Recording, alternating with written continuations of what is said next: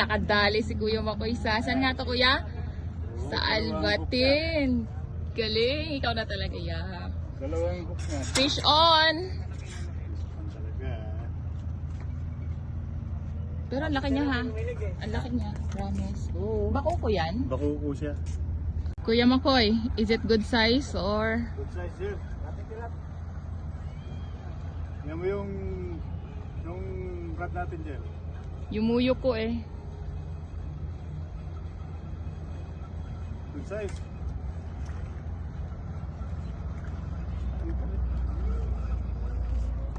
Ano ba?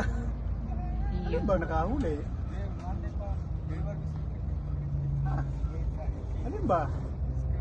Sa'yo. Nalito na sila kung sino nakahuli. Ayan, second catch. Kaya pala mabigat. Another catch. Ano yan, ya? Anong isda to? Sweet Ano? lips? Nagka-tumbling ano. Again, sweet lips ba yan? Good size siya, Master. Master yung good size. Diba?